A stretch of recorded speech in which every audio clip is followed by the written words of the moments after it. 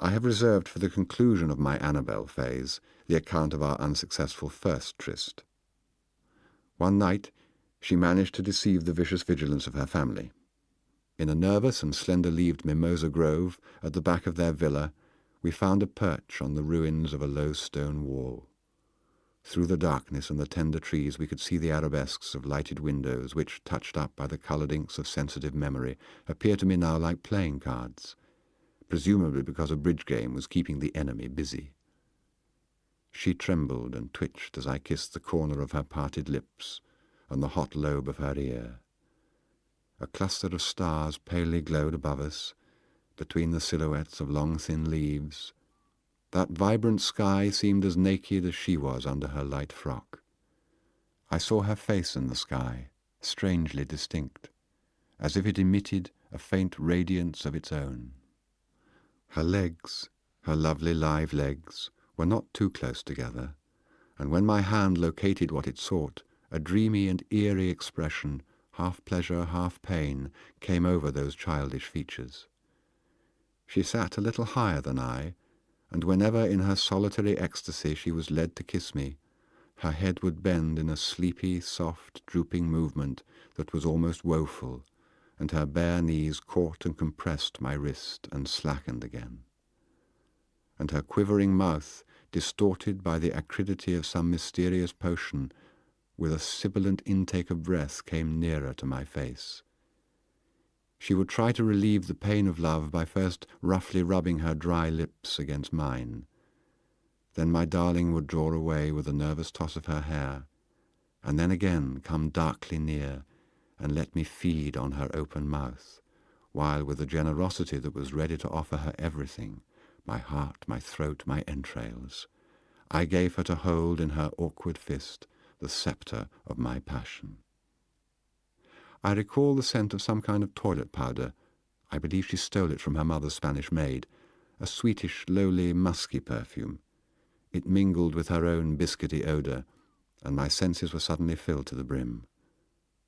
A sudden commotion in a nearby bush prevented them from overflowing, and as we drew away from each other and with aching veins attended to what was probably a prowling cat, there came from the house her mother's voice, calling her with a rising frantic note, and Dr. Cooper ponderously limped out into the garden.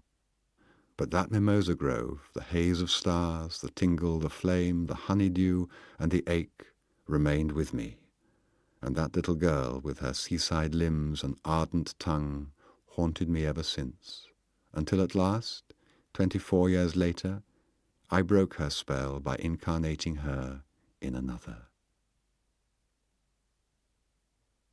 The days of my youth, as I look back on them, seem to fly away from me in a flurry of pale repetitive scraps like those morning snowstorms of used tissue paper that a train passenger sees whirling in the wake of the observation car.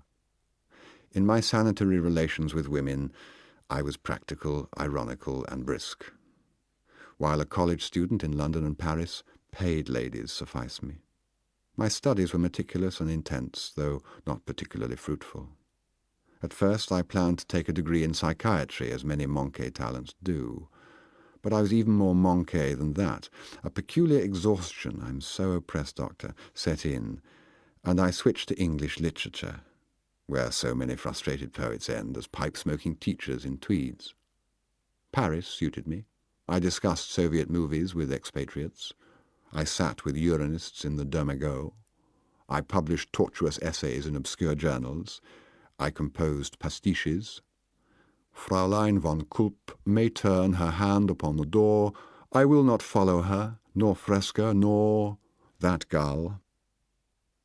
A paper of mine entitled The Proustian Theme in a Letter from Keats to Benjamin Bailey was chuckled over by the 6 or 7 scholars who read it. I launched upon an Histoire abrégée de la poésie anglaise for a prominent publishing firm, and then started to compile that manual of French literature for English-speaking students, with comparisons drawn from English writers, which was to occupy me throughout the 40s, and the last volume of which was almost ready for press by the time of my arrest. I found a job, teaching English to a group of adults in Auteuil. Then a school for boys employed me for a couple of winters. Now and then I took advantage of the acquaintances I had formed among social workers and psychotherapists to visit in their company various institutions, such as orphanages and reform schools, where pale pubescent girls with matted eyelashes could be stared at in perfect impunity, remindful of that granted one in dreams. Now I wish to introduce the following idea. Between the age limits of 9 and 14, there occur maidens who, to certain bewitched travellers, twice or many times older than they, reveal their true nature, which is not human, but nymphic, that is, demoniac. And these chosen creatures I propose to designate as nymphets. It will be marked that I substitute time terms for spatial ones. In fact, I would have the reader see 9 and 14 as the boundaries, the mirrory beaches and rosy rocks of an enchanted island haunted by these nymphets of mine and surrounded by a vast misty sea. Between those age limits are all girl children nymphets? Of course not. Otherwise we who are in the know, we lone voyagers, we nympholepts, would have long gone insane. Neither are good looks any criterion. And vulgarity, or at least what a given community terms so, does not necessarily impair certain mysterious characteristics.